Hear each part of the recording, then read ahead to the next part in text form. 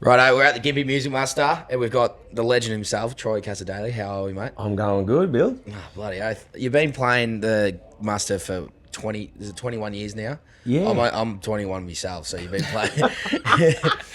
Well, I saw the thing coming in yesterday when I was driving in the car, and when they said, how many years have I been playing, I started trying to do the math, and I nearly ran off the road trying to remember how many I'd done, but I thought, 12, 15. And then when the answer came up as 21, I thought, wow, yeah, I'm definitely one of the old fellas. What was the first year you played? Well, I was here 2 years before I played on the main stage. Yep. I came up to go on the talent quests. Oh, yep. And because friends of mine in Tamworth said, you got to go and try the talent quest, you know. Yeah. So I came up, I got a consolation prize. I think I won $300, and which came in handy. I had an EH Holden, and it needed two front tyres. Yep. So on the way home, bought me tyres. Had a fellow across the road from the people I was staying with who had a couple of exactly the tyres I needed for 150 each.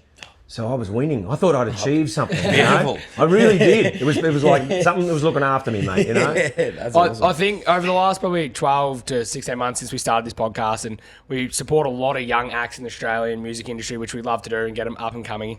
We've seen this year on the CMC lineup, some of the people we've supported from the very start have landed on something like that, which is awesome. But to have an older wise head like yours in here, we've done a lot of younger interviews and that, probably an older generation for you. Absolutely. How have you found it? Like, obviously, you've seen it from where it was to now the booming country's actually cool now. Yeah. So something been like cool. that, like how have you found, like even the social media space, how have you found the social media space over the years? Look, I found it interesting because, mate, I couldn't even embrace Facebook when it first came out, and I was sort of a bit weirded out by it. You know, I'm thinking to myself, what's this Facebook about? Yeah. And it took me a while to embrace that stuff, but I think now, you know, I really like to put stuff up on Instagram, and I avoided TikTok because it's really young. And it's really not my. And mate, I couldn't. pain in the arse, really. I could not keep up with that content. My daughter, I think, does it, but I couldn't. But it's enough for me. I really like sharing stuff now.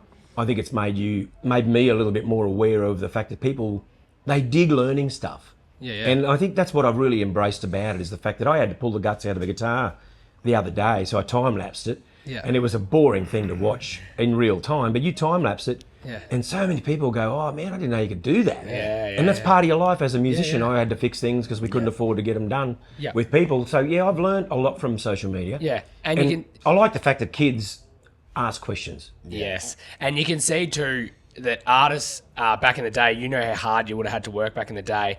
Now, these days, you can go from sitting here right now to having 1 million followers tomorrow after singing one song or saying one thing. Like, you can see how, like, pop, like, just like that. And it's good in a way, and I think some artists, like you probably find it, you think about how hard you worked and all of a sudden to get to a point, and then some young artists, they get that little bit of pressure up. But it's so good to see when they do come up, people like you get behind them and support them to push them into the stuff like... Totally. I mean, Mac Geiger came up in my feed somehow through Luke. Yep. And the first thing I saw of him was sitting at a station somewhere singing Riverboy. And I went, I need to know this kid. So I reached out to him, dropped into his DM, or slid into his DM, and I said to him, listen, are you doing anything in Tamworth? And he said, I'm not even going. And I said, well, if you are going, can you come and sing on my show, you know, and do Riverboy with me? Yeah. And he said, yeah. And suddenly his whole family was going, which was great. And so I don't begrudge it because I know that the generation before me was Slim. Yep. I was sitting backstage here with Slim. We had about 3 hours one afternoon talking before he went on. And I'm sitting at the table and we're shooting the breeze about fishing. But you imagine the hard times he went through on the show circuit. Now, he was doing the same sort of shows that Fred Brophy would have done. And that's another level of hard work. Towing caravans.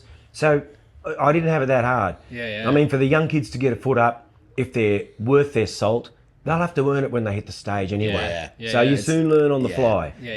And it's always, like sometimes, you might have a lot of followings, but you don't have that experience yet of playing from the small shitty pubs. That's right. Being on the main stage. I think that's probably an example last night. We were talking about Lukey Geiger's set last night. He played for 6 or 7 hours, and you just said you seen his hands this morning and he's nearly fallen off. His thumb was raw. But someone like him as well, he needed to take the piss break. And young Cassie, Jewel, you were there. You had to sing. She's just a little artist, and she was nervous as. I said, just go. These people are all here having a good time, go. And that experience there will change a young artist like that forever, I think, because they've got the crowd there. Yeah, and sure, look, it's a matter of when someone hands you a guitar, that's your time. Yeah. And that's your time to be ready. Yeah. And no amount of sitting there doing TikTok things is going to get you ready for that. Yeah. That's another experience. And she'll just take so much from that. And I always talk about, I had someone say to me one day, turn your nerves into excitement. Yeah. And when we first started this, Bill was all right because you've been on Idol and he sort of had that bit of media training. Me, I'm just a chippy from Ballarat. So to learn the whole thing. And ever since then, I've turned every bit of nerve that ever comes across my body into excitement. And I just feel you just get so excited now to do opportunities. As you say, when your time comes, take it. When I get out there tonight, I'll still get nerves. Yeah. And I do try and turn that into excitement. Yeah. I love what I do. I'm not a jump around fella like James Johnson, right? I'm sort of like, a country fella that just likes to sing about stories, and that's been my shtick as I've come through the ranks. And the thing I love about it is that if you do get nervous, it means you respect the gig. Whatever you're going to do, whether you're going to talk in front of a microphone, or Bill, when it comes to being on Idol or whatever that you were on, I couldn't do that. So big kudos to you. It took a few confidence in a cans to get on that. I can imagine, but I sometimes sit there watching The Voice thinking, I'm just nervous for them. It was actually more nerve-wracking singing in front of 3 people judging you than a crowd full of people. Absolutely. You've got a fishing list. I've seen you love a bit of fishing. You've been ticking them off the list over the years. Mate, I have a list, and every now and then I double up because I love barramundi fishing and stuff like that. But got a great bucket list of fish that I would still like to catch. But I caught one the other day, a permit that I never thought I'd ever see in our beach. And I was the only bloke on the beach, had no one to cooey to when I pulled it in. And but I'd never seen one of those. People apparently pay big money to chase them on fly. Yeah, right. But I got him on a bloody yabby on a whiting rig. So he fought me for maybe half an hour trying to get this thing in, and it was in the surf, so it was fighting against me as well. So. Yeah, mad keen fisherman. A lot of kids watching might sort of say, how do I get around my mental health stuff and make myself feel all right? That's pretty much my church. I walk up the beach, just hang out with hardly anyone, and do a lot of thinking. Some songs fall out of the sky if you're smart enough to catch them. But for the main part, it's good for your health, especially your brain. And it gets you away from everyone that sort of you're around, and you can have a bit of peace and quiet. And you have a bit of fun doing it as well. You'd be the same on long drives and stuff. If you come from the Rat, you've done a few long drives. I didn't do the long drive. Bill did the long drive. I drove up, and then these two complained about the long 2-hour flight they did. I can just imagine. I agree 100% with you. When I was 18, I travelled across Australia, went right up the middle on that. And when I come home, I started a clothing brand that I did for 5 years. I never think I would have ever thought of that unless I got on the road. And it was, funny enough, named Avenue of Country because I drove down so many avenues when I went on this tour when I was 18. That I got back and I thought, Avenue is it? What is it? And then Avenue of Country at the time. I did it for 5 years. And then now we do this. There you go. And like I say, you get a lot of chance to think. I love driving still, even though I did a shit ton of it when I was a kid. When I was out on the road, you talk about, the dues you pay, and I look at what Slim did with caravans. We didn't have to do it that hard. But I still had an EH that would go everywhere. With ball I tyres. drove ball tyres, drove from Grafton to Cairns, did all the stops on the way back from Cairns, and that old car got me there and got me back. And so, you do a lot of thinking. And I think, the next generation are going to have their own way of dealing with, what they face as their hurdles, because there's stacks of them. 100%. We might do the questions, I reckon, Yeah, Bill. go for it. So we do the segment called Making the 8. It's just 8 rapid fire questions, sort of like in the rodeo scene. You got to make the 8. 8 seconds, that's right. We'd say answer them as quick as you can, but it as they never come. works like that. Who is your biggest inspiration? Slim Dusty. There you go. Favourite song that you have released? Oh, shit. Lonesome but Free. There we go. What is your biggest phobia? Clowns. Clowns. I actually think we've heard that once from someone else. He's a US artist. I actually. never had it for a while, but I don't know. I think that movie It did me. Oh, yeah. Dragging people down that drain. I'm probably okay with them, but they did spook me a bit. One song that you could cover from any country artist, and you might already do it, what would it be? I'd have to say an old Merle Haggard song. Something like Ramblin' Fever. For me, is one of those tunes. I'll do it tomorrow on the Sunday show. Because it just reminds me of the travel. And we're born to do that. Yeah. And I love that song. Yeah, I love it. A thing you got most in trouble for as a kid. Oh, I broke a window of a bus once with a rock. Being a cockhead. And we were all showing off in front of each other and stuff, but I was the only idiot that owned up to it. Yeah. The rest of them all skulked away like dogs. So, I got into pretty big strife. Lost my show money. I had $70 saved up for the show, which was going to give me some rides and some tucker and stuff, but Mum said, you ain't getting any of that. So, big strife. Got a good hiding too. And these days, kids don't get hit like that, but I got hit. Strangest, wildest thing that's ever happened at one of your gigs. Oh, I was in the middle of a show at Denny Ute Muster, and the top come up on this bird on the boyfriend's shoulders, and someone was behind us videoing it, and then I'm looking around at the band going, is anyone seeing this? I'm an old fella.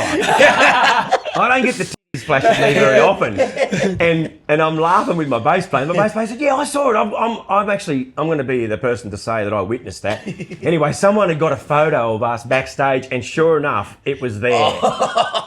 And if I could get a clear enough shot, I would have got it blown up.